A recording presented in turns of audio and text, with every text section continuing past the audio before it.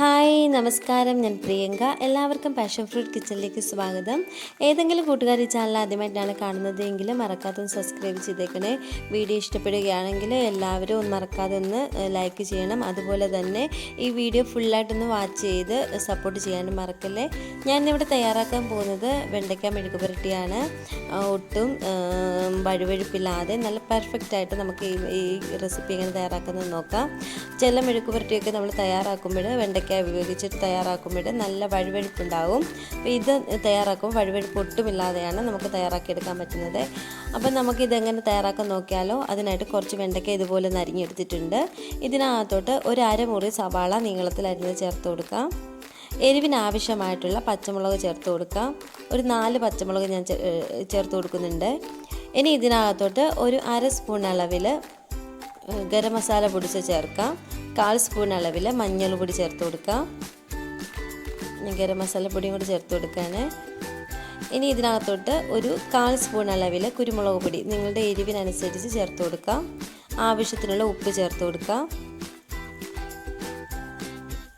ഇതിനകത്തോട്ട് ഇനി ഞാൻ ഒരു 2 തണ്ട് കറിവേപ്പിലൂടെ ചേർത്ത് കൊടുക്കുന്നുണ്ട്. ഇതെല്ലാം കൂടി നന്നായിട്ടൊന്ന് മിക്സ് ചെയ്തെടുക്കാം.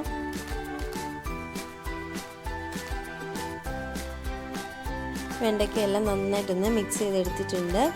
ഇനി ഒരു അടി കട്ടിയുള്ളൊരു പാത്രം നമുക്കിത് തയ്യാറാക്കാൻ വേണ്ടി ഉപയോഗിക്കാം. ഞാനൊരു പാനാണ് എടുത്തിരിക്കുന്നത്. ഇങ്ങനെ കട്ടിയുള്ളൊരു പാത്രം എടുത്താൽ മതിയാവും. ആ പാനും ചൂടായിട്ട് വരുമ്പോൾ കുറച്ച് എണ്ണ ഒഴിച്ച് കൊടുക്കുന്നുണ്ട്. ഈ എണ്ണ നന്നായിട്ട് ചൂടായെടുത്തതിന് ശേഷം 2 വറ്റൽമുളക് ചെറുതായിട്ട് കട്ട് ചെയ്ത് ഇടുന്നുണ്ട്. ഇനി ഇത് നന്നായിട്ടൊന്ന് മൂപ്പിച്ചെടുക്കാം. നമ്മളിട്ട് കൊടുത്തിരുന്ന ആ വറ്റൽമുളക് നന്നായിട്ട് മൂത്ത് വന്നിട്ടുണ്ട്. ഇനി നമ്മൾ തയ്യാറാക്കി വെച്ചിരിക്കുന്ന വെണ്ടയ്ക്കയുടെ മിക്സ് ഇട്ട് കൊടുക്കാം. എന്നിട്ട് നന്നായിട്ടൊന്ന് ഇളക്കി മിക്സ് ചെയ്തെടുക്കാം. ഇങ്ങനെല്ലാം ഒന്ന് നന്നായിട്ട് ഇളക്കി മിക്സ് ചെയ്യുന്നുണ്ട്. ഈ എണ്ണയെല്ലാം ഈ വെണ്ടയ്ക്കായിലോട്ടൊന്ന് ആയി വരണം. അത്രയും നേരം നമുക്കൊന്ന് നന്നായിട്ടൊന്ന് ഇളക്കി മിക്സ് ചെയ്യാം. ഫ്ലെയിം ഒന്ന് ഈ സമയം കൂട്ടിയിട്ടിട്ട് വേണം ഒന്ന് മിക്സ് ചെയ്തെടുക്കാൻ. നന്നായിട്ടൊന്ന് മിക്സ് ചെയ്തെടുക്കുന്നുണ്ട്. ഇനി നമുക്കിതൊരു മൂടി വെച്ചിട്ടൊന്ന് അടച്ചു കൊടുക്കണം. ഒന്ന് ചെറുതായിട്ടൊന്ന് ആവി കയറി ഒന്ന് വെന്ത് കിട്ടാനായിട്ടാണ്. ഒരു 3-4 മിനിറ്റ് അത്രയും നേരം ഒന്ന് വേവിച്ചെടുത്താൽ മതിയാവും. ഞാനൊന്ന് അടച്ചു വെച്ച് കൊടുക്കുകയാണ്. നമ്മൾ അടച്ചു വെച്ച് കൊടുത്തിരുന്ന വെണ്ടയ്ക്കയെല്ലാം നന്നായിട്ടൊന്ന് വെന്ത് വഴന്ന് വന്നിട്ടുണ്ട്. ഇനി ഫ്ലെയിം ഒന്ന് നന്നായിട്ട് കൂട്ടിയിട്ട് കൊടുത്തിട്ട് നന്നായിട്ടൊന്ന് ഇളക്കി മിക്സ് ചെയ്ത് വഴറ്റിയെടുക്കാം.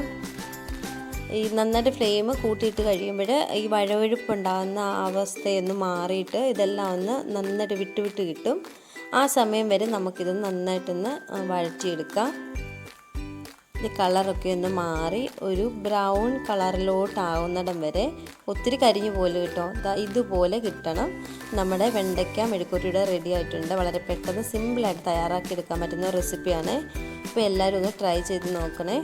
ഞാനൊരു സെർവിങ് ബൗളിലോട്ടൊന്ന് മാറ്റുന്നുണ്ട്.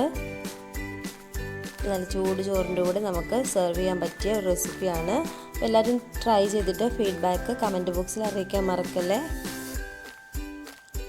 Thank you.